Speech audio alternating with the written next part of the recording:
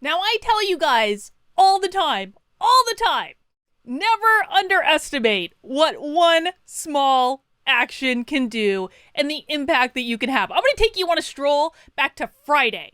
On Friday, I had my typical happy hour live stream. I do it every Friday at 3 p.m. Eastern time on my channel, where I find some sort of crazy diversity training or whiteness training, or in this case, a little Maoist-style struggle session. And we watched the video. I was joined by Deb Philman on Friday. We watched it together, reacted to it live. I had several beers on the stream, and it was just an enjoyable thing. Well, that video happened to feature Kate Slater here. Now, Kate has been accidentally featured in like 3 or 4 different happy hour live streams. The first one was deliberate. It was a training she did at the University of New Hampshire, telling the white employees at the University of New Hampshire to show up and to shut up and to just accept her little indoctrinated anti-racist ideology, because if they didn't just show up and shut up and be good little allies, that would mean that they were racist, and you don't want to be racist, do you? So the role of white people is to show up and shut up. This is literally what she said. The video is on this channel. You can go back and look at it for yourself.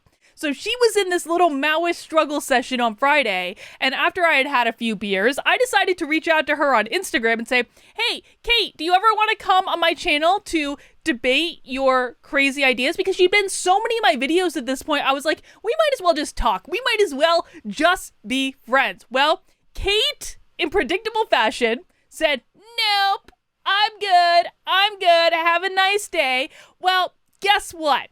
I don't tend to take things lying down that easily, because I really feel like this is a sign from the universe. Kate, we are meant to be in each other's lives. Kate, you keep showing up on my channel accidentally. We're meant to be in each other's lives. I follow signs from the universe. And so I made a little video. Let's watch that little video real quick. Oh, gotta turn on the sound.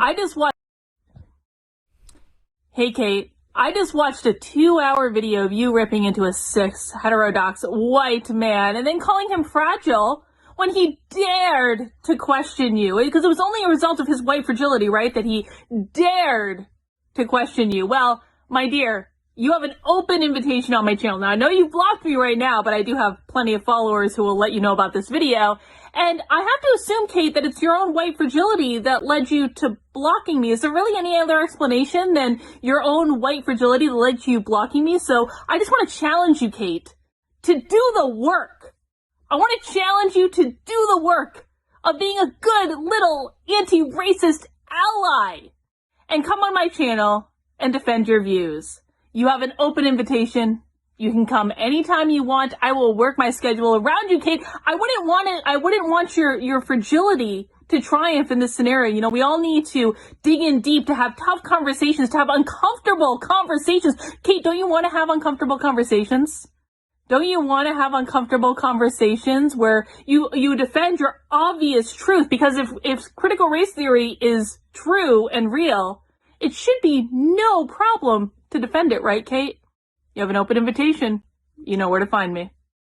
Well, at this point, Kate had blocked me on Instagram, and so she obviously didn't want to hear from me. She didn't want me seeing her stuff, but I might have secret Instagram accounts just for this purpose, and I discovered that Kate, because I sent so many wonderful people expressing their opinions her way, Kate posted a clarification post that said, and I covered this on my channel already, so we don't need to rehash it, but the key part of this is under number 2. She said, yes, all white people are racist, in that all white people have been conditioned in society where one's racial identity determines life experiences, outcomes, and whiteness is the norm and the default. That includes me.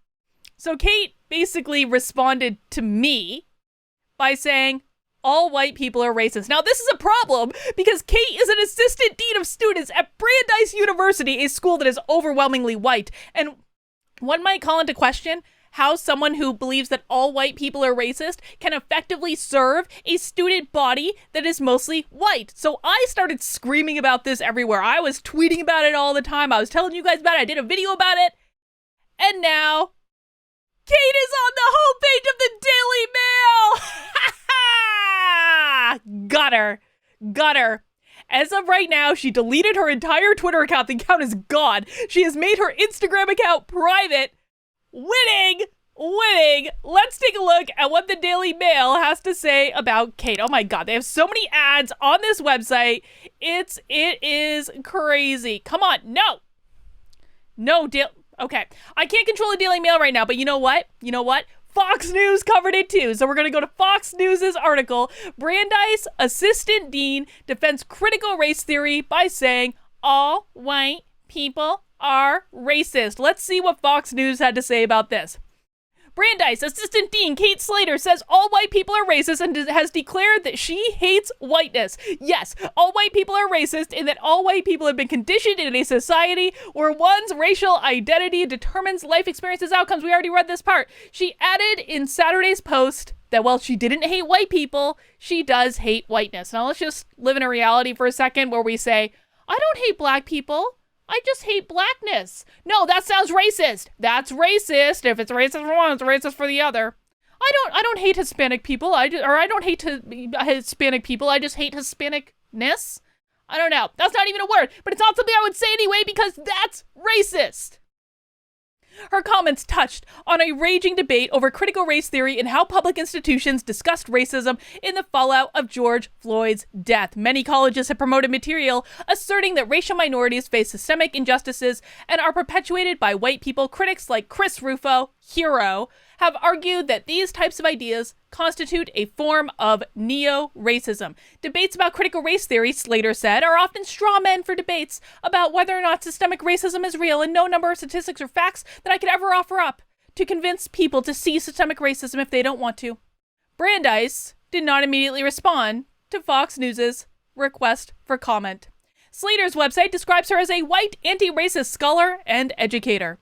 It adds that her doctoral research centers on the experience of underrepresented minority students in higher education, in particular at predominantly white institutions. Well, that worked out well, Kate, because you are now an assistant dean of students at a predominantly white institution where you say that you hate whiteness and you think that all white people are racist. Sounds like a match made in heaven. White racial identity formation and how racism operates individually, organizationally, and systemically. All right, that's not a real thing. But let's see if we can take a look at Daily Mail's article here too. Oh, looks like the website has finally calmed down. Brandeis University assistant dean Kate Slater said in a post marking the anniversary of George Floyd's murder that all white people are racist and that she hates whiteness despite being Caucasian herself. Slater, who describes herself on social media as a racial justice scholar and educator, made the controversial comments to her 5,424 Instagram followers on Tuesday. Yes, all white people are racist. We know that already. Look at that nice picture of Kate that was on the Daily Mail homepage. She also posted this follow-up. This was something, I saw this too. She posted this follow-up on the anniversary of George Floyd's death to all white folks. FOLX. I don't know why they have to replace the K and the, like, is there something especially offensive about KS? I don't understand, but to all white folks, I invite you to take a moment today and reflect on the past year, a year of racial reckoning. How have you been paying attention, interrupting, and holding yourself accountable? How will you commit to and recommit to racial justice, to disrupting and divesting from whiteness, and to building a more equitable world that's free of racial subjugation? Slater has used her platform to defend critical race theory, which examines the ways in which race and racism influence politics, culture, and the law. The academic concept, which has been promoted by civil rights scholars and activists for 40 years, has recently come under fire. Some critics of the theory believe that it is rooted in Marxism. By Wednesday afternoon, Slater had made her account private.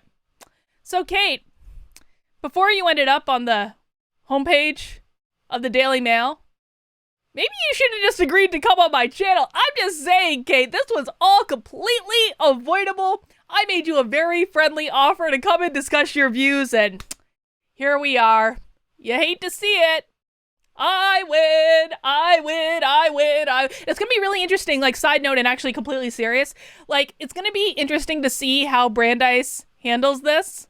Let's keep an eye on it. Will Kate have a job next week? I kind of think my prediction is she's not going to lose her job because then the Brandeis would have to pay retribution and penance to the woke. So I actually don't think they're going to fire her, but we'll see. It's going to be interesting to watch. Not every day you end up on the homepage of the Daily Mail for saying all white people are racist when you are an assistant dean of students at a predominantly white school.